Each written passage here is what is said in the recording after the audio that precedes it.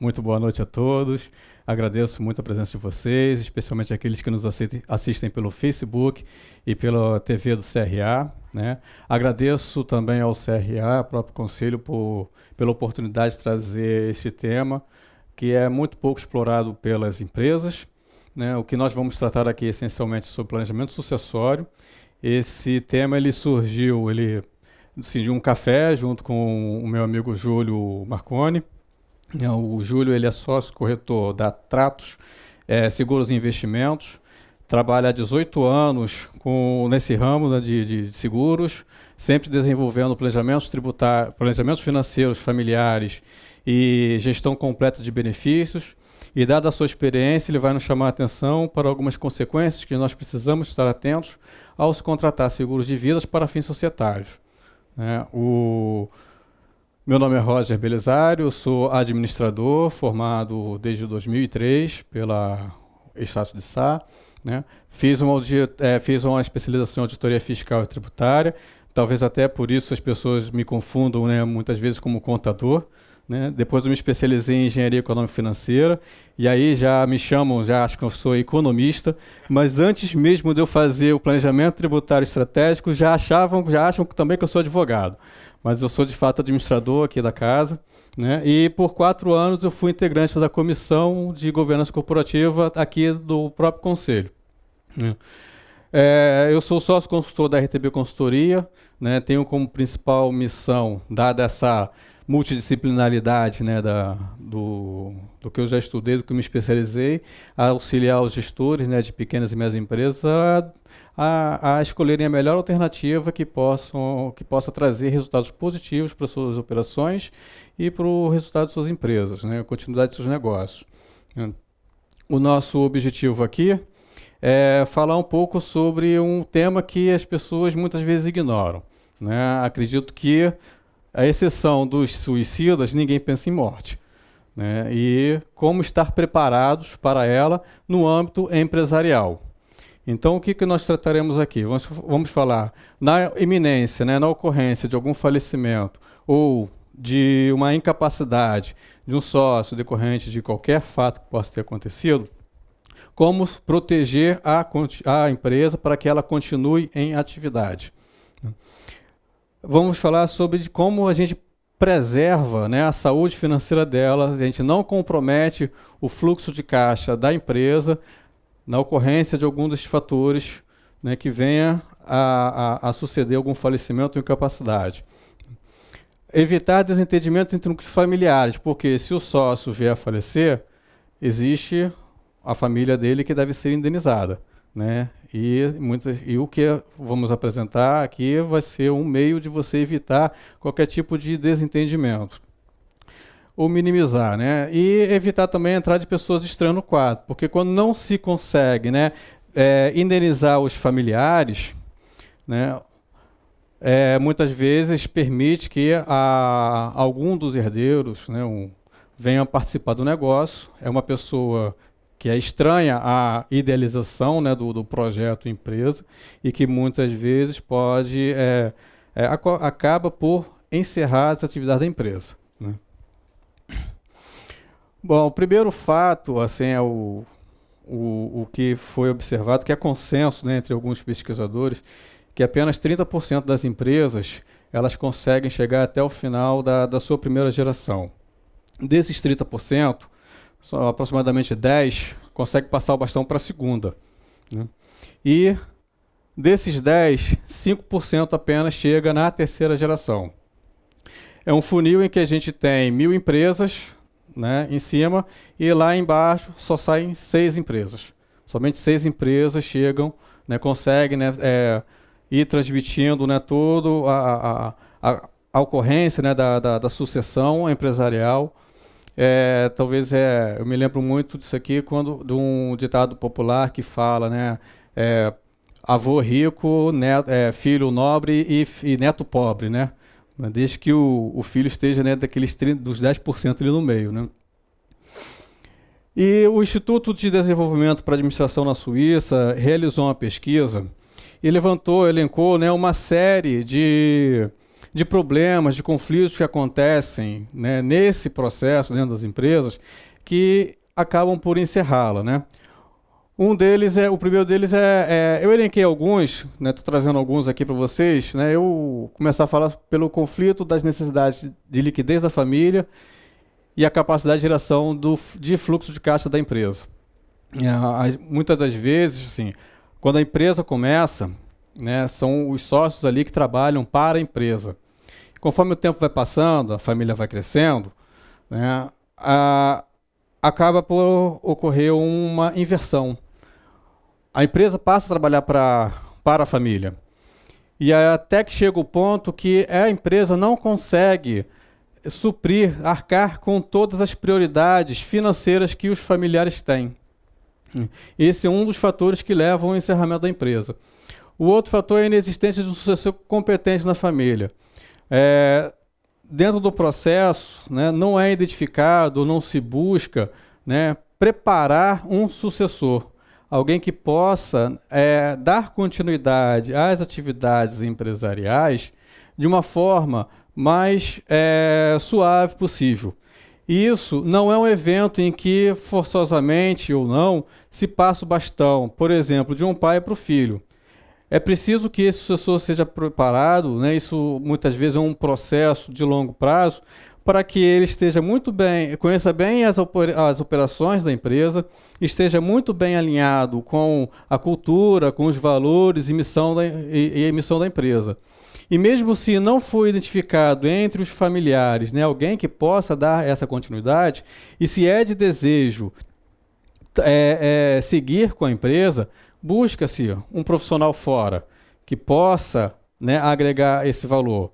Muitas vezes um profissional fora, para dar essa sequência, pode ser interessante para trazer uma nova versão, uma nova visão, né? Traz a experiência do que está acontecendo no mercado para dentro da empresa. É uma coisa a ser discutida. E rivalidades entre os familiares, né? Com alguém que entenda que fulano não deveria exercer tal cargo, né? Ou que tem uma rixa mesmo dentro da família que leva para dentro da empresa. As rivalidades familiares também é um fator levantado pelo Instituto que ocasiona o encerramento da empresa. E, com certeza, a falta do planejamento sucessório, onde isso tudo seria minimizado. O planejamento sucessório ele é interessante, sim, ele é importante para a manutenção, né, da empresa, porque ele minimiza os riscos, você consegue dar mais previsibilidade de quem é que vai dar sequência, você consegue planejar com mais assertividade, né, o caminho que a empresa vai seguir, porque já estão identificados quem serão, né, as pessoas importantes, as pessoas chaves, né, e elas seriam, né, capacitadas, né, suas competências seriam desenvolvidas, mas não é uma fórmula, assim, não há fórmulas prontas para você poder fazer isso, porque cada caso é um caso, né.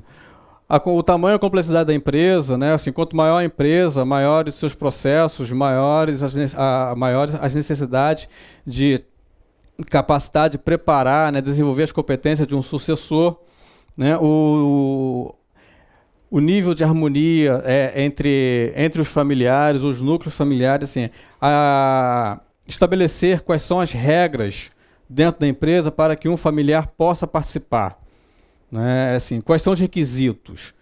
Isso para não ter a subjetividade de acho que um é melhor que o outro, né? Assim, você estabelecendo quais são as regras, você torna mais objetivo o processo. E identificar também o perfil, né, entre sucessor e sucedido, né? É um desafio grande, por exemplo, né, se tivermos um sucedido que seja hiperativo e um sucessor que seja uma pessoa mais introspectiva, né? Assim, o nível de energia entre eles, né, não combina muito bem, então pode gerar estresse. Identificar como é que é o perfil das pessoas, porque uma vai ter que transmitir o conhecimento para a outra, né? E essa observação é importante.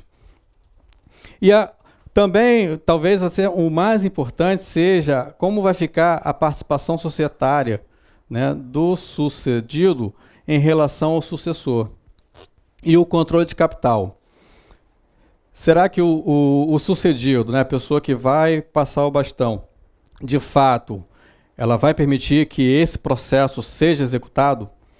Ou ela vai ficar naquela postura, talvez, de ego superior, porque já que eu criei toda a empresa, então eu que mando, eu que sei de tudo. Isso também é um fator de muitos conflitos. Aqui é o processo, né, mas resumido, né, de como é que funcionaria, né, um planejamento sucessório, né, identificada a complexidade da empresa, o nível de harmonia entre os familiares, se existe ou não um sucessor, se vai ser um integrante da família, ou se vamos buscar um profissional externo, como é o perfil, né, de personalidade entre eles, e como vai ficar a participação societária, né, e o controle de capital. O sucedido vai, de fato, entregar o controle, vai permitir que o sucedido desempenhe as suas funções do jeito que deve ser feito. Alinhado todos esses quesitos, define-se qual o escopo, revisa-se, né, elabora-se, revisa os documentos, né, necessários para a execução do plano de sucessão em si. Agora, não é uma coisa que se faça, por exemplo, em uma semana, né, uma coisa que algumas leva anos para você poder preparar um sucedido, né, um sucessor. Na empresa familiar você observa, né, como é que é o controle, né, quem que controla as ações, quem comanda a empresa, né? Ele é concentrado em apenas uma figura, e para a sucessão ela vai se dar de fato entre os familiares, é o filho que já trabalha na empresa, a gente já vê já que, ele que vai ser o sucessor, mas será que ele está sendo preparado? As crenças e valores, né, da empresa são muito identificadas, né, com o sócio, né, o que criou a empresa, né, com o empreendedor que começou todo o projeto. E se parentes ocupam, né, posições estratégicas, né, é o dono que é o presidente, é o filho que é o diretor financeiro, a filha que é a diretora de marketing. Em 1978, os professores John Davis e Renato Tagliori, eles buscaram identificar por meio de um sistema de como que funciona todas essas questões, né, entre empresa, sociedade, né, participações societárias e a família.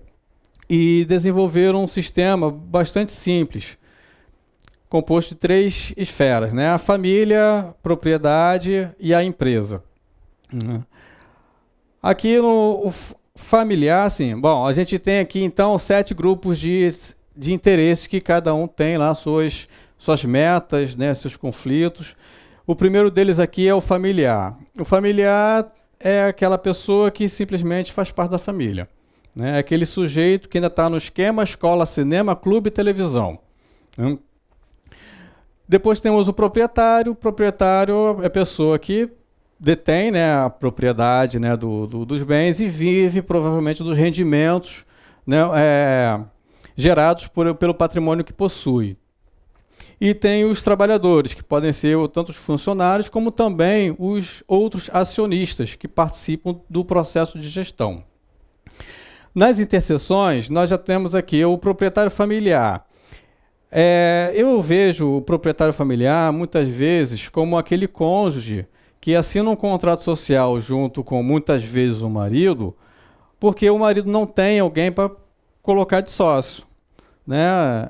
Aí a esposa vai à cena, né? Cria-se a empresa com o marido e estaria aqui, né? Entendo que estaria aqui nessa interseção, porque ela é dona da empresa, né? É o familiar, mas não trabalha nela.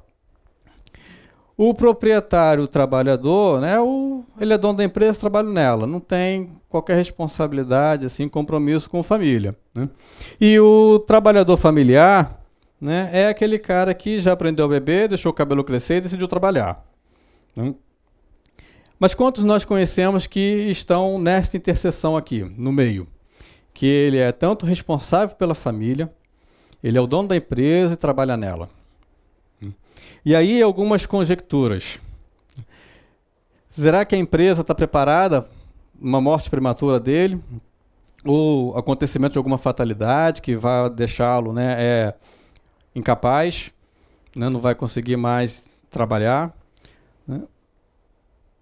Será que se ele partir, os sócios que ficarem vão indenizar os seus familiares da forma que deve ser feito? Ou se ninguém vier a sucedê-lo, né, se lá a pessoa não estiver preparado, se aquele cônjuge, né, não der sequência, vai ser indenizado sem conflitos? Né? E a empresa, será que vai ter capital de giro suficiente para poder fazer esse pagamento? E aí, assim, tive a oportunidade de pegar um caso, né, de dois sócios, né, eram dois irmãos, em que um tinha 80% da participação societária e o irmão dele tinha 20%, mas os dois trabalhavam na empresa. Né, e tinha um bom relacionamento entre eles, entre as famílias, tudo mais. Né, uma família, né, muito harmônica. Né, e os valores, né, naturalmente mais identificados com o sócio A, porque é ele que mandava e desmandava. E o planejamento deles era não haver sucessão, porque os filhos já ainda eram muito pequenos, não tinha ninguém para poder ser capacitado ou substituir, e aí eles decidiram, né, que quem ficar, né, dá sequência na empresa. Tudo bem. Então, onde a gente vê cláusula de sucessão, né, lá no contrato social, né, está lá na cláusula 10ª do contrato deles, né, vai falecimento, interdição, a qualquer um dos sócios, não determinará seu encerramento, vai caber ao sócio a faculdade de prosseguir. E a apuração dos haveres do sócio falecido, interditado, será feito mediante um levantamento de um balanço geral. Ponto. Resumidamente assim. Muito bem, só que o que eles não sabiam é que, como o contrato social não diz como que vai ser esse pagamento da indenização, o Código Civil diz que tem que ser pago à vista em 90 dias. E aí nós levantamos, então, qual é a situação patrimonial. Se hoje acontecesse, hoje na época, né? Se acontecesse um fato, né, que viesse um dos sócios vier a falecer, o valor atualizado, né, do capital, né, é o valor do patrimônio líquido. Então, assim, quando eles começaram a empresa, começaram com 395 mil de capital social. Foi passando o tempo, né? Afinal, qual o empresário que monta uma empresa para não ter lucro? Né? Empresa lucrativa, acumulou 2 milhões e 700 de lucro e atingiu o patrimônio líquido 3.300, 3.100. Assim, só para observar aqui, para a gente conhecer um pouco mais da empresa, a gente vê, né, que a empresa é uma prestadora de serviço. Né? Por quê? Não tem estoque. Tudo leva a crer que é uma prestadora de serviço porque não tem conta estoque. Outro fator que leva, né, a essa interpretação é a conta aqui de obrigações trabalhistas e sociais. Né? Uma prestadora de serviço tem uma mão de obra mais intensiva, então é natural que tenha, né, uma folha de pagamento, encargos previdenciários, né, bastante significativo em seu balanço. E ela tem aqui um imobilizado, né, de valor atualizado, que é o valor contábil, de aproximadamente 1.300.000. Essa é mais ou menos a empresa desses dois irmãos. Apurei aqui, é uma boa empresa, dados os números do balanço, ela tem liquidez de 1,88, que significa que para cada R$1 de passivo circulante, compromisso que ela tem a pagar, ainda sobram 88 centavos. O índice de liquidez dela é bem saudável. Ela tem um baixo índice de imobilização do patrimônio líquido, apenas 59%. Ou seja, uma parte do capital de giro que ela tem é de capital próprio.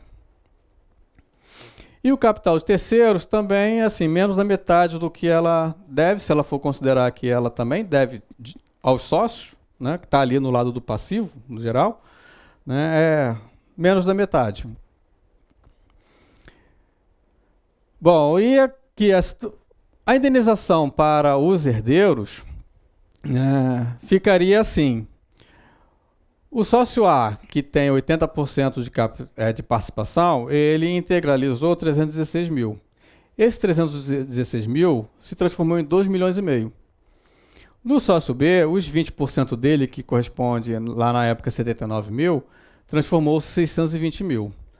Bom, dados os números, né, do balanço, se o sócio B vier talvez a falecer, os herdeiros dele provavelmente não vão ter muitos problemas a receber a sua indenização. Haja vista que o caixa equivalente de caixa é o de 1 milhão e 300 mil e o quanto receber que a empresa tem é de 1 milhão e 128. Então, o total de liquidez que ela tem, mais imediata, é de 2 milhões e meio. Agora, os herdeiros do sócio A, muito provavelmente, vão ter problemas. Vão encarar aí alguns desafios nesse percurso, porque qual é a empresa que está disposta a tirar do seu caixa 2 milhões e meio para poder indenizar herdeiros de uma forma que não... Em 90 dias. Bom, fiz aqui algumas alternativas de pagamento, né? A primeira é a regra, pagamento à vista. Então, o pagamento aos herdeiros do sócio B tira 620 mil reais aqui do caixa e atualiza aqui o capital social, indenizou sem problemas. A indenização para o sócio B, né, liquida o caixa zero, e ainda consome quase que todas as contas a receber que ele tinha. Faz o ajuste no capital social, né, indeniza, resolve. E aqui a demonstração, né, de qual é o reflexo disso no balanço, por números. A indenização aos herdeiros do sócio B, assim, não compromete muito a liquidez da empresa. Mas a indenização do sócio A, né, ainda faltam 84 centavos para poder pagar os compromissos que eles têm no passivo. A imobilização do patrimônio líquido vai para quase 300%. A participação de capital de terceiros, né, vai para 230%. E o ativo, né, diminui para 2 milhões e meio. Então, há um encolhimento muito brusco da empresa. Outra alternativa, posso contratar um empréstimo. Não vou deixar o dinheiro no caixa, contrato um empréstimo para poder fazer essa indenização. Indenizando o sócio B. Nada mexe aqui no meu lado do ativo, né? Eu vou fazer praticamente uma permuta aqui no passivo. Contratei o empréstimo, né? Nem considerei valor de juros, de nada disso, e fiz o ajuste no patrimônio líquido. Agora, ao sócio A, né, no meu passivo, ó, já vai para quase 4 milhões. Sai de 1 milhão e 400 mil, vai para quase 4 milhões. E o meu patrimônio líquido vai para 626 mil. E o reflexo disso em números, né, contratando empréstimo, a liquidez indenizando os herdeiros do sócio B, vai para 1,31.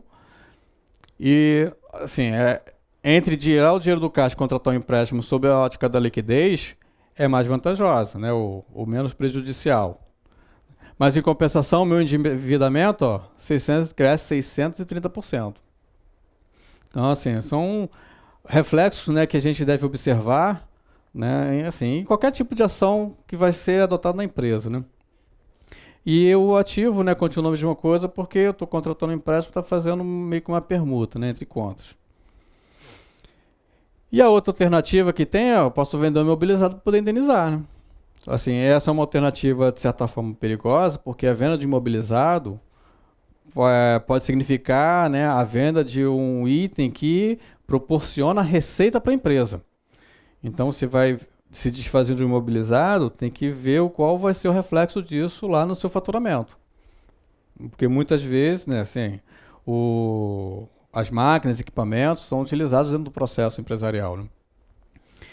Então, pagando aqui ao sócio B, reduzimos aqui o imobilizado, né, fizemos ajuste na depreciação, né, e indenizamos o sócio B.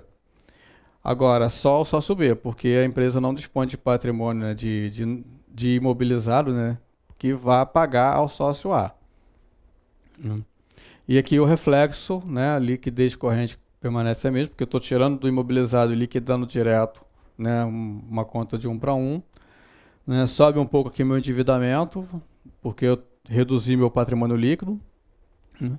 A minha imobilização do PL acaba diminuindo porque está se desfazendo de um bem, né? E o meu ativo decresce. Independente da forma que foi feito, que seria adotada, né, para poder indenizar, né, não foi feito, porque ninguém veio falecer. Isso é apenas uma simulação que eu fiz. Para poder demonstrar, né, a importância do que eu quero dizer lá na frente. Mas independente da forma de indenização, os herdeiros vão ter que arcar, né, com 410 mil de imposto de renda, somando os dois. Né? 328 mil dos herdeiros do sócio A e 82 mil para os herdeiros do sócio B, dado ao ganho de capital que teve, né, da valorização de suas cotas. E o pagamento do imposto é no último dia útil do mês seguinte ao da percepção dos ganhos e a tributação é definitiva. Não tem compensação na declaração de ajuste. Então, pagou o imposto de renda, acabou, morreu ali. E a empresa, que não é optante pelo Simples, né, ela tem que apresentar para o arquivamento, né, dessa alteração contratual as certidões negativas, né, do FGTS, INSS, débito com tributos federais, dívida ativa. Então, é torcer também que aqueles 900 mil que tem lá nas obrigações trabalhistas a pagar, né, não seja nada que esteja inadimplente, né? Porque a junta comercial, o RCPJ, né, vai cobrar, né, ou devem cobrar as certidões negativas para poder fazer o arquivamento. Mas tem outras opções, né? Quais são as outras opções que a gente tem para poder fazer essa indenização, né, o pagamento à vista, ele deixa de ser necessário se, por exemplo, por acordo com os herdeiros, né, tiver a substituição do sócio. Mas aí o planejamento que teve lá atrás, inicial, morreu, não tem mais. Porque a ideia era não deixar ninguém entrar, e como a empresa não tem capacidade, né, capacidade para indenizar, teria que permitir, né, a entrada assim, em tese, né, teria que permitir a entrada de alguém, porque ninguém é obrigado a se associar com ninguém. Ninguém é obrigado a se associar com ninguém. Mas aí é uma confusão que tem na frente. Né? A hora que os herdeiros verem, pô, tem 2,5 milhões para receber, né? Ou eu quero receber, ou então você me deixa participar aí. E aí, assim, quem que fica confortável numa posição dessa? Né? Ter um sócio que não trabalha, né, não está ali junto com você, e você é, de certa forma, obrigado a ter que dividir os ganhos do trabalho. Os sócios os sócios remanescentes, né, no caso, um dos irmãos, pode decidir, de fato, não, então acaba com a empresa. Né, e aí liquida todo o passivo que tiver, cada um recebe lá a sua parte do que tiver que receber e cada um depois segue sua vida. É outra opção. Mas o planejamento sucessório, nesse caso, é feito na terceira opção, se o contrato social dispuser diferente. Eu trouxe aqui também alguns outros exemplos, né, de redações de contrato social. Por exemplo, esse daqui assim, dá a opção, né, dos herdeiros, né, sucederem, e o pagamento ele tem que ser feito em 12 prestações mensais iguais sucessivas. Se fosse no nosso caso aqui, o sócio A, os herdeiros sócio A teriam 208 mil reais para receber por mês, né, enquanto que os herdeiros sócio B, 52 mil.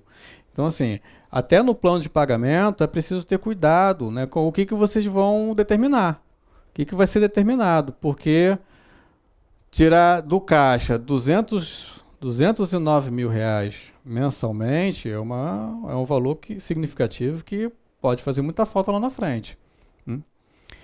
Outro exemplo aqui, ó, que vai ser pago em 30%, 20% em 90 dias, 30% depois depois dos 90 mais 90 e o saldo em 12 prestações mensais.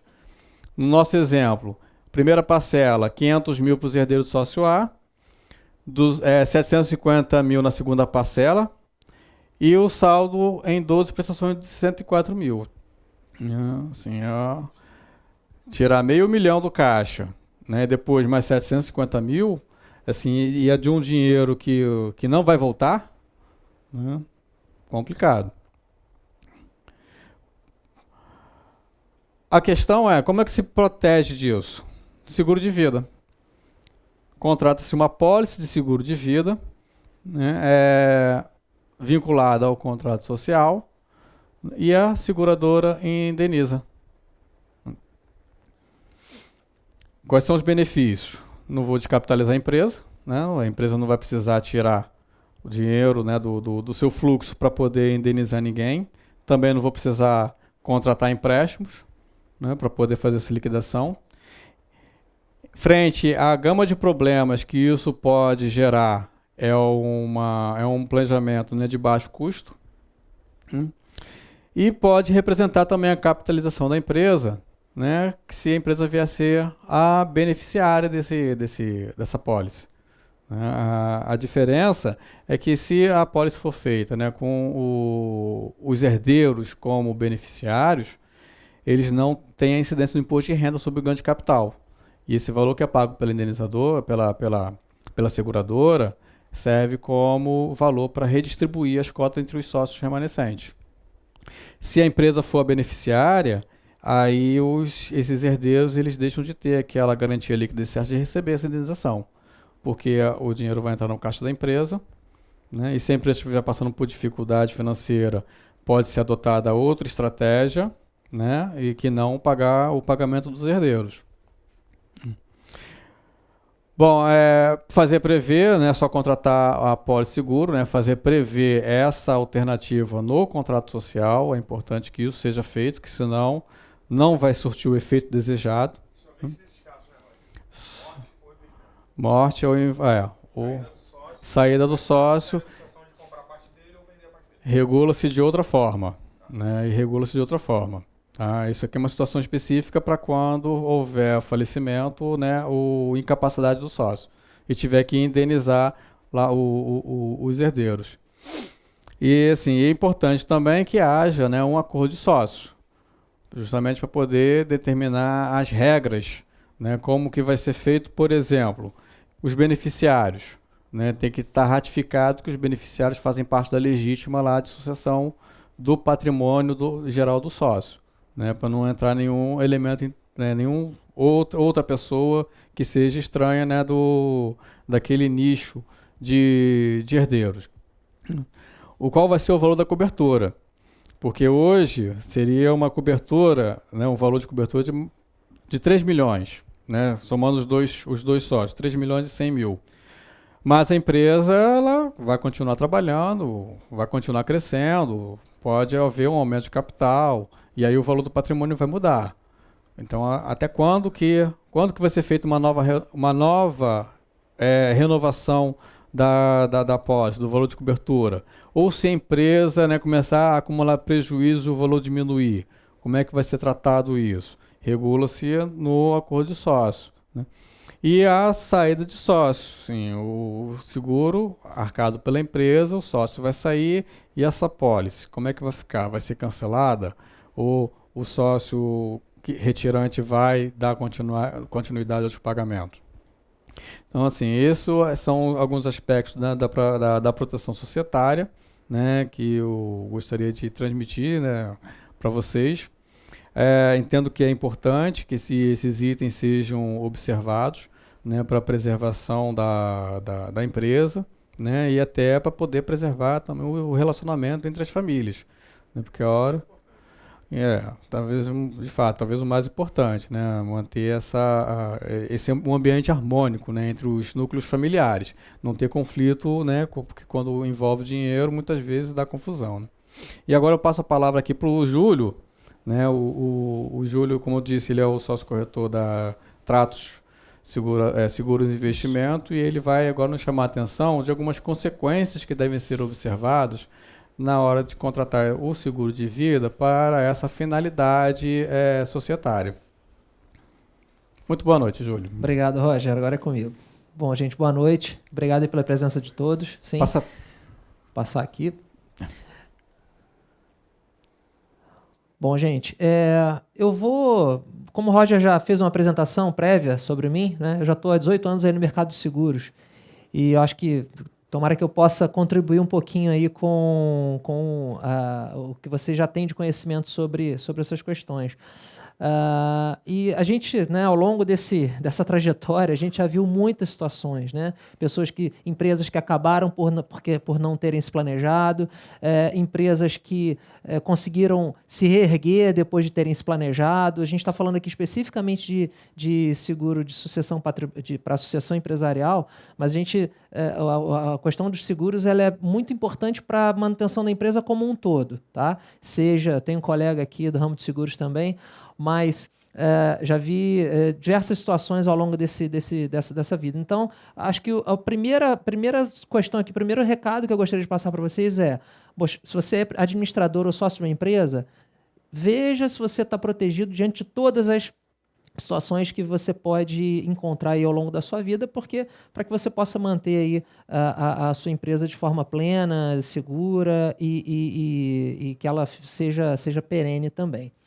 Bom, vou falar rápido, sem quebrar o clima aqui do que o Roger já colocou, mas vou falar rapidamente aqui sobre, até para contextualizar, né, a história do seguro. O seguro ele começou, na verdade, as primeiras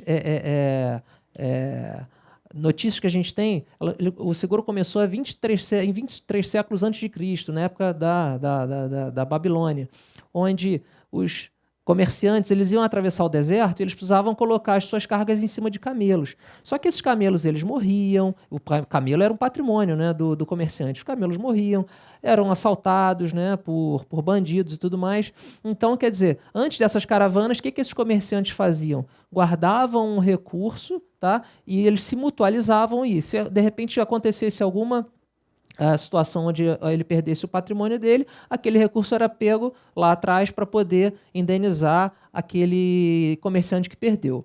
Logicamente, né, os anos foram se passando e aí, em 1347, a gente teve o primeiro contrato de seguro nos moldes atuais, que na verdade era o mesmo princípio lá dos camelos, só que agora utilizando navios, né? Então, antes das viagens eram feitos esses depósitos por esses comerciantes e aí eles guardavam aquele recurso. Depois disso aí, caso acontecesse alguma coisa, e aí essas pessoas eram indenizadas. Bom, então, quer dizer, lá atrás a gente já entendeu essa necessidade de se proteger. E aí, vou falar rapidamente aqui de seguros no Brasil para a gente poder chegar até onde nós estamos hoje. Então, o seguro no Brasil começou em 1808 com essa companhia de seguros Boa Fé, que começou com o seguro marítimo. Foi uma necessidade que a gente teve lá em 1808. E em 1862, as primeiras sucursais sediadas no exterior começaram a vir para o Brasil. Só que essas seguradoras lá basicamente da Europa, quando elas vieram para cá, os prêmios dos seguros eram pagos e eram enviados para as sedes das empresas em outros países. Então, quer dizer, foi uma evasão de divisas muito grande saindo do Brasil. E aí, então, quer dizer, em 1895 saiu essa lei 294, onde as reservas técnicas deveriam ser, os recursos das reservas técnicas deveriam ser aplicados no Brasil. Ou seja, todos os prêmios de seguros pagos e as reservas elas deveriam ficar sediadas aqui, evitando essa evasão de divisas. Em 1901 foi criada a Superintendência Nacional de Seguros, que era um órgão na época vinculado ao Ministério da Fazenda, que aqui, quer dizer, de 1808 a 1901, você imagina o cenário que era lá atrás e como a sociedade foi aumentando, quer dizer, o Brasil foi crescendo e, quer dizer, as necessidades também vão aumentando e a complexidade também vai aumentando. Então, até que a gente chegou aqui com a criação da Superintendência Geral de Seguros. Em 1916, foi incluído o capítulo sobre seguros no Código Civil Brasileiro, quer dizer, o cidadão ele começou a ter uma necessidade também de se proteger, tanto de se proteger, como também do próprio Código Civil ter algumas questões aí para poder regular toda essa relação. Em 1939 aqui foi um marco que se criou o IRB, né, que é o Instituto de Resseguros do Brasil, porque logo em 1940 foram criados os seguros obrigatórios, onde todas as empresas elas e comércios, né, precisavam ter alguns seguros obrigatórios, seguros de incêndio e por aí vai. Então, o IRB, que é um instituto de resseguros, ele entrou para dar uma regulada no sentido de que muitas seguradoras não tinham capacidade, diante do tamanho dos riscos, elas não tinham a capacidade para assumir sozinha um risco de um determinado patrimônio e tudo mais. Então, o IRB ele entrou para poder fazer o seguro dessas seguradoras. Basicamente é isso. Em 1966, aí a gente teve uma regulamentação maior de todo esse mercado de seguros, quando entrou o Sistema Nacional de Seguros Privados, o Conselho Nacional de Seguros Privados e a SUSEP, que é o órgão regulamentador das atividades de seguro. E aí, aqui é um marco muito importante, que foi em 1996, teve a quebra do monopólio do IRB e a entrada das seguradoras estrangeiras. Isso aqui realmente foi um marco muito grande nas operações de seguro aqui no Brasil. Falando especificamente de seguros de vida, que é o que a gente vai acabar falando como uma forma de sucessão patrimonial, onde, primeiro, aqui a gente já começou a viver uma certa estabilidade econômica, né? E aqui, com a entrada de outros players no mercado brasileiro, a gente começou a entender como é que funcionava seguro no mundo, porque antes disso, a gente tinha... eu lembro muito bem, eu comecei a trabalhar com seguros, né? Lá em 1900... Deixa eu... Peraí, para não detonar a minha idade aqui. Mas com Previdência Privada em 2007, eu comecei a trabalhar com seguro um pouco antes, mas Previdência Privada em 2007 eu comecei a ouvir muito o seguinte: quando eu falava de Previdência Privada com as pessoas falavam, não, eu tenho uma experiência na Capemisa, porque eu paguei aquilo a minha vida inteira e eu não recebi. Quer dizer, isso antes da estabilização econômica. Então, quer dizer, a estabilização da economia ela começou a nos dar algumas seguranças, né, que, falando de seguro especificamente, que aí a gente pôde começar a se planejar melhor, né? Então, falando aqui um pouquinho mais do mercado de seguros no mundo, olha, hoje, 10% dos brasileiros possuem seguro de vida. A fonte é a FENACOR, a Federação Nacional dos Corretores de Seguros, tá? Agora, 30% dos automóveis no Brasil estão segurados. Quer dizer, a gente acaba se preocupando mais hoje em segurar o nosso carro do que a nós mesmos, né? É aquela situação, se você for na rua e você bater com o carro, legal, a sua esposa ela vai ter o seu carro de volta, vai ter o carro de volta. E você, que não volta para casa, como é que fica? Né? Então, a questão realmente é cultural, porque 90% dos japoneses hoje possuem seguro de vida. Caramba, por que o japonês faz seguro de vida e o brasileiro não faz? Já foi pior, né? Agora, isso tem muito a ver também com o que se conhecia de seguro de vida lá atrás. Essa geração de agora já está muito mais aceitando a ideia de se fazer um seguro de vida, de se proteger e proteger a sua família, né? Agora, lá no Japão, caramba, os caras foram moldados, né? O japonês ele foi moldado em cima de tragédias. Então, ele sabe o que é passar por um aperto, ele sabe qual o efeito da ausência, de repente, do pilar financeiro na família, sabe que aquilo ali vai causar um impacto muito grande na manutenção da família dele. Então, aqui, essa mudança. E aqui nos Estados Unidos, os seguros de vida somam 9,5% do PIB. No Brasil, apenas 0,5%. Né? Então, aqui, são alguns dados importantes para a gente começar a ter uma ideia de como é que é o mercado de seguros no mundo e como é que está isso no Brasil. Uma coisa muito incipiente ainda. Né? A gente tem muito mercado ainda, muita lenha para queimar. Aqui, eu vou traduzir para vocês, porque está um pouquinho ruim de ler esse gráfico, mas hoje a arrecadação por segmento, né, aqui de seguros no Brasil, vou me ater aqui aos dados de 2016, tá? Isso aqui seria em bilhões de reais. Então, hoje, se a gente for considerar aqui ramos elementares, que aqui a gente fala, ramos elementares são seguros de coisas, né? Carro, enfim. A gente está falando aqui de quase 63 bilhões de reais aqui de arrecadação em 2016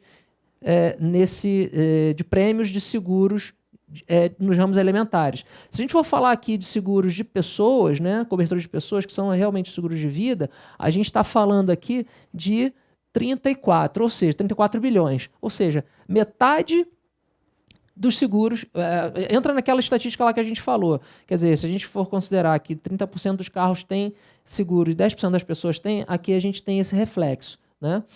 E aqui a gente está falando da penetração da arrecadação do PIB, né? Que também denota essa situação, onde hoje em 2016, tá, é a estatística mais próxima que a gente tem, 2017 ainda não foi fechado, mas 6,4% do PIB nacional ele está no mercado de seguros. Dentre esses 6,4% aqui, a gente vai considerar que nos ramos elementares, a gente tem aqui quase 3%. Tá, não, desculpe, aqui está um pouquinho. 1% e 0,5% apenas seguro de vida. Tá? Então, quer dizer, mais uma vez, metade dos ramos elementares aqui é a estatística do seguro de vida. Então, mais uma vez, aí, confirmando aqui, pela cultura do brasileiro, a gente está mais preocupado em segurar as nossas coisas do que a nós mesmos. Né? Talvez seja até um reflexo de vivermos num país tropical, onde a gente vive em abundância normalmente, né? Então a gente não se preocupa com o momento em que a gente precisa que a gente tem algum tipo de, vamos dizer, de privação, né? Então existem questões culturais aqui, mas a gente não vai entrar nesse mérito. Então, voltando, importante esse pequeno parênteses, agora voltando aqui para entrar no clima novamente do que o Roger colocou, né? Falando da sucessão empresarial. O que acontece realmente se um dos sócios da empresa falecer? A primeira coisa é dúvida, né? Diante de tudo aquilo que ele colocou, o que eu faço? Né? Eu tenho um planejamento montado? Eu não tenho? Eu tenho um recurso para poder indenizar a família do meu sócio? Não tenho? Então, quer dizer, a primeira coisa é dúvida. Segundo momento, entra um desespero, porque a partir do momento que você tem se você não se planejou, você em 90 dias tem que pagar lá, indenizar a família do sócio, o que você faz? Você entra em desespero. Você não tem dinheiro, você não sabe se você contrata um empréstimo, você não sabe se você descapitaliza a empresa. Então, quer dizer, quando a gente monta uma empresa, né, a empresa é como se fosse um filho. Você cria a empresa e você está todo dia regando aquela plantinha ali para que ela cresça e, muitas vezes, que ela seja perene, porque a partir do momento que o empresário ele monta a empresa, ele não está responsável só pela família dele, pelo sustento dele. Ele é responsável pelo sustento dele e de todas as famílias que ele emprega ali. Então, diante daquela empresa ali, circula uma quantidade de pessoas. Então, você imagina a responsabilidade desse empresário, né? Por isso aquela cara de desespero. Então, as apólices de seguro de vida e de invalidez como fonte de recursos imediatos, ela é uma excelente solução, né? Diante de uma empresa daquela, eu depois vou mostrar para vocês alguns exemplos, mas diante daquela empresa que o Roger colocou lá de um patrimônio líquido em torno de 3 milhões de reais, né? Quer dizer, se você pensar em indenizar uma família, né, com 80% do valor do capital, que praticamente compromete todo o patrimônio líquido da empresa, se você for pensar em planejar isso e pagar um prêmio de seguro de vida, você vai ver que a correlação é ridícula, né? Em termos do efeito que isso causa no caixa da empresa, ou melhor, nas despesas da empresa, frente aos benefícios que você vai ter lá na frente. É só a gente parar para pensar que é fácil você ver qual é a melhor solução. Bom, e aqui, quer dizer, são algumas, só recapitulando algumas questões que o Roger colocou. Primeira coisa, olha, quando você faz uma apólice de seguro de vida, você está protegendo o caixa da empresa e o bolso dos sócios remanescentes, né?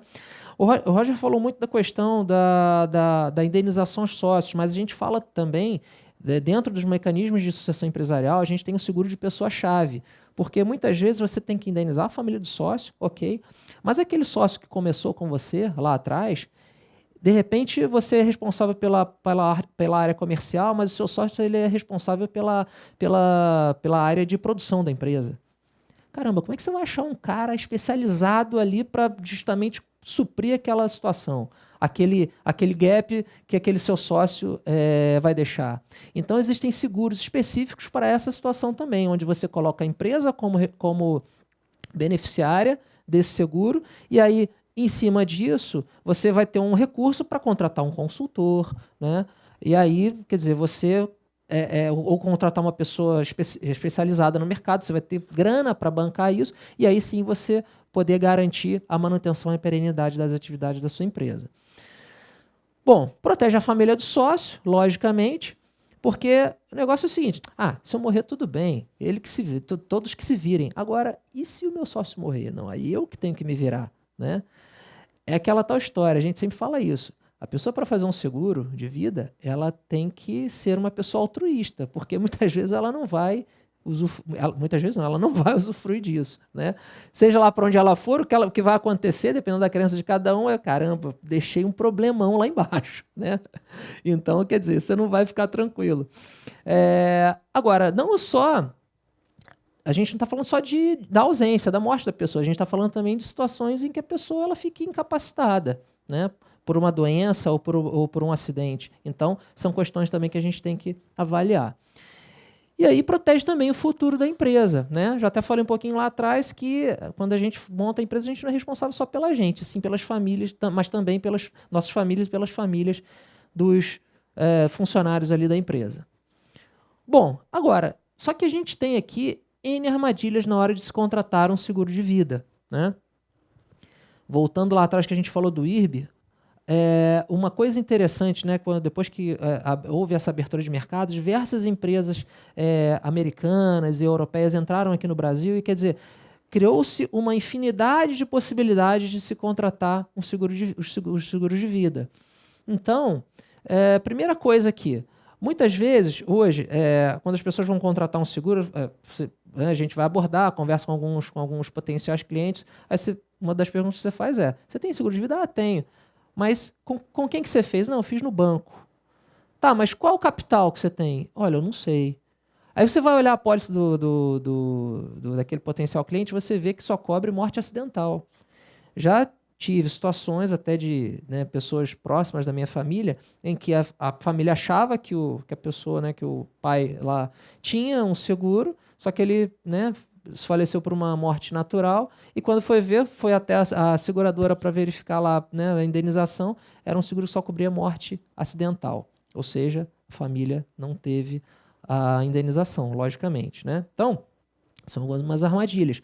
O gerente do banco, ele até oferece com boa vontade e tudo mais, mas o gerente do banco, ele é muitas vezes ali treinado para saber de serviços bancários, para conhecer, de repente, de crédito. Agora, seguro, faça com o corretor de seguro. Já tem até uma propaganda aí, mas essa é a mais pura verdade, tá?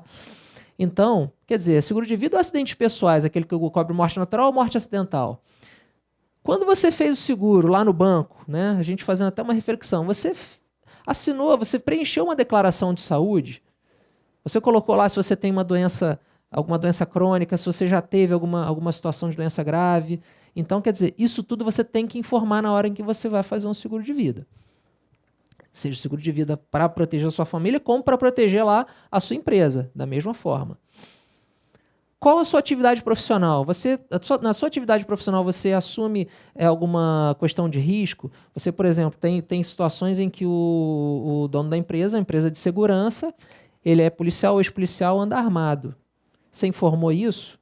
Então, quer dizer, diante dessa informação, a gente pode... você pode ser aceito em uma determinada seguradora e em outra não. Então, isso tudo é importante ser levantado. Só que, às vezes, quando você fez lá o seguro no banco, você não falou nada pro gerente. O gerente induziu lá tudo que você tem e colocou, né? Só que lá na frente, você não vai estar aqui para poder reclamar. Bom, você pratica esportes radicais? Você pode praticar, você pode ser aceito em apólice de seguro se você pratica esportes radicais, mas você tem que informar. Tem seguradoras que aceitam, mais uma vez, e outras não. Agora, o que acontece? Você chegou lá, você pratica esporte radical. Aí você está lá praticando bang jump, sei lá, tem um seguro de vida, faleceu. A família vai lá para pegar a indenização, não paga. Você não informou lá atrás, entendeu? Então, são questões que as seguradoras elas vão buscar aí, as informações depois que acontece lá o ocorrido, né? Depois que acontece o sinistro. Bom, então aqui, lembra que eu falei da questão da declaração de saúde? Então, no Código Civil, a gente tem dois artigos aqui que são o 766 e o artigo 768. Eu vou ler aqui ao pé da letra, depois explicar para vocês. Artigo 766, o que ele diz? Se o segurado por si ou por seu representante fizer declarações inexatas ou omitir circunstâncias que possam influir na aceitação da proposta ou taxa do prêmio, perderá o direito à garantia, além de ficar obrigado ao prêmio vencido. Ah, Júlio, mas eu fiz lá a minha apólice de seguro, o meu gerente do banco, ou corretor, sei lá, não me perguntou nada. Então ele induziu, e aí você vai receber indenização? A sua família vai receber indenização? Aí vai só se for na justiça, e aí, quer dizer, é um processo complicado. Agora, as contas, a escola do seu filho vence no mês que vem, o supermercado tem que ser feito. Então, quer dizer, até que isso tudo aconteça, né? Então, é importante você passar essas informações. E o artigo 768. O segurado perderá o direito à garantia se agravar intencionalmente o risco objeto do contrato. Tá? Então, o que esses dois artigos aqui dizem? Primeiro, eu tenho que declarar a minha condição de saúde atual, eu tenho que declarar todas as atividades que eu desenvolvo para que a seguradora ela possa ter a liberalidade de me aceitar ou não. Tá? E um segundo ponto. Se, por exemplo, eu fiz lá uma apólice de seguro hoje, daqui a 3 meses eu resolvo fazer motocross. Mas eu não informei nada para a seguradora. Eu agravei intencionalmente aqui o risco objeto do contrato.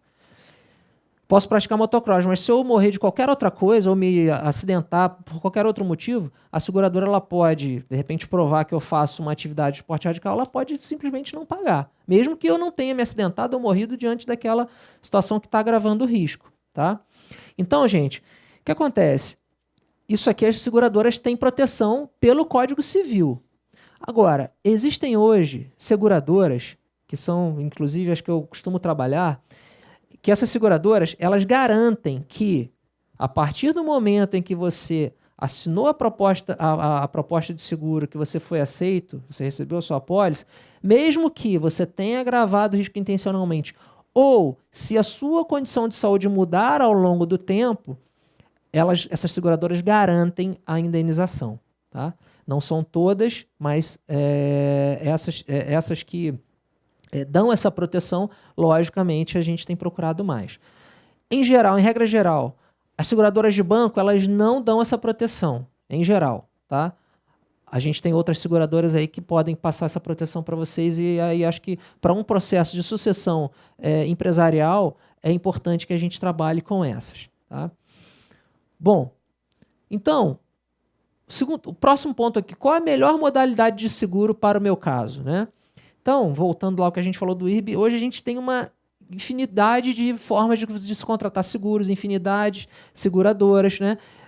Então, quer dizer, a gente tem que adequar e entender qual é melhor para o nosso caso, né? E aí o profissional especializado ele vai dizer isso para você. Bom, então, primeira coisa, eu contrato um seguro temporário. Bom, e aí, quer dizer, quais são os reflexos desse seguro temporário no meu planejamento? Qual vai ser o reflexo disso, de repente, no decorrer do tempo? Daqui a tantos anos, será que eu continuo tendo seguro? Então, os seguros temporários, você tem que saber se ele vai ter um aumento por faixa etária. Porque tem seguros temporários em que a gente pode fazer o temporário que vai renovando uma vez por ano. Agora, tem o temporário de 10, 15, 20, 30 anos. Dependendo, sei lá, eu tenho 30 anos, mas aí, poxa, com 60 eu já não quero mais fazer. Eu não quero mais estar na minha empresa. Eu posso fazer um seguro temporário de 30 anos, que aí, quer dizer, dentro desse meu planejamento, ok, tá tudo certo. Tem um limite de idade máxima de cobertura, aí de repente eu tenho 40, mas eu faço um seguro de 30, mas aquela seguradora ela só me garante até 65. Putz, mas aí não casa, né? Eu pretendo trabalhar na minha empresa até os 70, então, quer dizer, se eu morrer depois, como é que fica esse meu processo de sucessão, né? Então, é um outro ponto a ser levantado. Ou contrata um seguro vitalício. Existe hoje, né, a possibilidade de você fazer um seguro vitalício, coisa que não existia lá, provavelmente antes de 96, antes dessa abertura do mercado. Isso foi uma modalidade de seguro que as seguradoras americanas trouxeram aqui para a gente. A possibilidade de resgate, isso aqui é uma outra coisa. Quer dizer, hoje você tem a possibilidade de fazer um seguro de vida, ou para proteger você ou a sua empresa, onde lá na frente, poxa, legal, a empresa foi bancando lá, pagando aquele seguro de vida ao longo da vida inteira. Lá na frente você não quer mais participar da empresa, você quer sair, aquela apólice segura ela morre, ok? Só que você tem uma graninha para guardar, para pegar lá na frente. Então, é uma outra modalidade de seguro. Quer dizer, é um prêmio por você ter sobrevivido até aquele momento ali, e você vai curtir um pouquinho também, né? Agora, qual o prazo para pagamento desse seguro? Você pode fazer um seguro vitalício, tá? Que dê resgate, mas que você possa pagar em 10 anos. Quer dizer, você vai pagar mais, mas em 10 anos você quitou, resolveu lá a sua questão, né? A empresa, do jeito que você está hoje, permite que você antecipe o pagamento desse prêmio do seguro por um período menor? Não, dentro do meu planejamento eu prefiro diluir isso. Então, é um outro detalhe. Qual a evolução do saldo acumulado para resgate? Então, tem seguradoras que remuneram mais ou menos esse resgate. Então, tudo isso a gente vai conversar e vai entender para poder colocar o seu risco na melhor seguradora dentro do perfil que você necessita. Bom, então a gente já falou aqui de duas formas de seguro, temporário e vitalício, tá? Agora aqui é que o bicho pega, quer dizer, quando contratar o seguro vitalício e quando contratar o seguro temporário? A gente fez aqui uma simulação dentro daquele exemplo que o Roger colocou do sócio A, né? Para a gente ter uma ideia de qual é o efeito disso aí dentro do planejamento, dentro do fluxo de caixa da empresa. Então, ó, a gente pensou aqui uma pessoa na idade de 40 anos, do sexo masculino. Então, se você contratar aqui um seguro temporário de 10 anos, por um capital de 2,5 milhões, quer dizer, a pessoa vai pagar R$415. Pô, Júlio, barato, legal. Oi? A empresa, exatamente. A empresa paga R$415 aqui por mês. Pô, Júlio, legal. E aí, quer dizer, nesse caso aqui do seguro temporário, aí você vai ter um aumento aqui só pela inflação. Vale a pena. Agora, se for um temporário de 20 anos, ele garante o pagamento desse prêmio aqui durante 20 anos. Você vai pagar isso aqui, mas a cada ano você vai ter o reajuste só pela inflação. Pô, bacana também. É um pouco mais, só que você vai te dar cobertura por mais tempo. E por 30 anos você vai garantir aqui a sua cobertura por um período de 30 anos, 2,5 milhões, só que você vai pagar 1.058. Ou seja, você hoje tem 40 anos, você entende que você vai trabalhar até os 65, 70, contrata esse aqui, você vai pagar um pouquinho mais, mas por 30 anos você não vai se preocupar com o seguro. Você vai estar coberto, a sua empresa vai estar mantida e está tudo certo.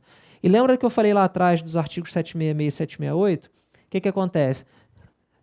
Contratei hoje aqui com 40 anos, eu estou, como se diz aí, estou zero bala, eu estou saudável, estou bem. Agora, sei lá, com 50, 60 anos, a saúde começa a ratear um pouquinho mais. Então, quer dizer, depois de 10 anos aqui, vou pagar mais barato, vou pagar com 10 anos, mas com 50 anos pode ser que a sua condição de saúde mude, não é verdade? Então, quer dizer, lá com 50 anos é feita uma nova, se você continuar na empresa, você vai fazer uma nova apólice. E essa nova apólice vai estar sujeita à aceitação ou não diante da sua condição de saúde naquele momento. Aqui você já garante isso aqui. Agora, você tem um seguro que é temporário, que ele vai renovar, todo ano ele vai ter uma atualização em cima da sua idade. Então, quer dizer, você vai começar pagando aqui R$507. Agora, você vai ter o reajuste lá pela faixa etária. E aí, quer dizer, pode chegar num momento que fica um negócio até meio inviável para você pagar. Agora, é importante você avaliar. É interessante que quando você coloca aqui, por exemplo, a idade de 30 anos para você contratar, isso aqui cai bastante. Entendeu? Só que, logicamente, quanto mais velho vai ficando, mais caro vai ficando o risco, né? E aqui aí uma outra simulação que nós fizemos é um seguro vitalício, só que você paga em 20 anos. O que é isso aqui? Lembra do exemplo que eu falei? Você vai pagar lá em 20 anos o valor de R$5.000, R$5.439, só que depois de 20 anos, a gente fez um cálculo aqui que a pessoa vai trabalhar, vai estar na empresa até os 60, né? Com 60 anos você vai ter lá quase R$1.100.000 aí para pegar essa grana e fazer o que você quiser, né? Porque a apólice, na verdade, você é o segurado, né? Por mais que o beneficiário seja a empresa ou seus dependentes, só que é uma apólice no seu nome, ok? Essa grana aqui é sua. Então, eu não vou entrar aqui no assunto do Roger, mas contabilmente você pode colocar, você vai ter uma reserva aqui financeira que lá na frente você pode utilizar isso da maneira que você quiser. Quer dizer, vai curtir a vida, né? Então, assim, o que eu gostaria de colocar para vocês são enfim, todas essas possibilidades de contratação de seguro, para vocês entenderem também que não é um negócio tão simples assim, né? Então, é necessário estudo, é necessário um tempo para se investir nisso, para que isso seja feito da melhor maneira possível e sem grandes preocupações e grandes problemas. Você quer fazer uma pergunta? Posso só te dar um microfone? E agora a gente abre para as perguntas mesmo, né? Porque da nossa parte o assunto já foi, mas por favor. Por favor. Obrigado. Sim. Meu nome é Jorge. Tudo bem, Jorge? Boa noite a todos. Boa noite. Qual seria a variável, nesse caso, se Sim. houvesse a prática de um esporte radical? Sim. Em tese, não estou pedindo Entendi. um número exato. Não, mas entendi. pode ser uma variável. Jorge, é difícil a gente precisar isso porque cada empresa, cada seguradora, ela vai ter uma política diferente de precificação. Então, qualquer número que eu passar para você aqui, eu vou estar sendo assim, extremamente leviano. Exatamente. Então, o melhor seria realmente a gente entrar, fazer um estudo e aí, em cima disso, sim, a gente passar para você um número exato. Porque qualquer coisa que eu falar aqui é mero chute. Tá bom? Sim, por favor. Por favor, obrigado. Boa noite, meu nome é Rodrigo. Sim, A respeito Rodrigo. da primeira parte da palestra, Sim. a respeito da participação societária, Sim. eu conheci algumas sociedades que sempre a participação era a mesma dos sócios e aí, por conflitos, principalmente financeiros, acabou não vingando, né? Brigava e aí não ia para frente. É importante você ter um sócio majoritário com uma participação maior para tentar reduzir esse conflito ou não há uma ligação direta com isso? Você ter alguém com uma participação maior, uma responsabilidade maior pode facilitar o andamento da sociedade? Acho que depende, né? Depende muito do relacionamento entre as pessoas. Porque, assim, de fato, o sócio majoritário decidiu, pronto, acabou. Ele tem 50% mais um de cotas, né? Ou ações, né? Então, ele decidiu, está decidido, né? Aí, assim, vai depender muito do relacionamento entre os sócios, dos objetivos, né? Naquele projeto inicial, quando eles montaram a empresa, eles optaram por esse meio, né? De, vamos meio a meio, e o que induz a dizer que as decisões serão tomadas por consenso, né? E se não tem consenso, talvez nem a sociedade deveria ter sido, né, iniciada, mas aí, assim, é uma coisa muito variável, entendo. Sim. Por favor. Obrigado. Obrigado. Roger, Falei, boa noite, gente. Boa noite.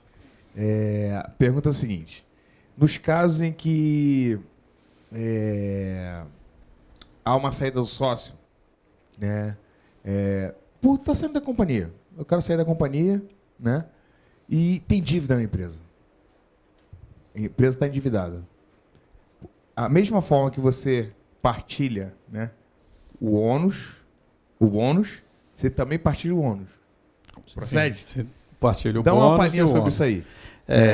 Que pode vir o endividamento e pode vir o lucro, né? Sim. Em 90 dias também você tem que pagar a dívida? Como é que é isso? Não, aí, assim, Entendeu o que eu tô querendo dizer? Não, entendi. Assim, a dívida tributária, o responsável, né? Assim, seria o sócio administrador, né? O sócio que participou, que estava na sociedade, na ocorrência do fato gerador daquele tributo. Entendeu? Então, assim, 5 anos, né? Desde quando lá ocorreu o fato gerador, tem a responsabilidade por 5 anos. Agora, outros tipos de endividamento, né? O prazo é de 2 anos. Se minha memória não falha, o prazo estipulado no Código Civil é de 2 anos. Tá? E, assim, mas isso se a empresa também não arcar, né, com o pagamento do débito e chegar até o sócio, né, ou o sócio na época.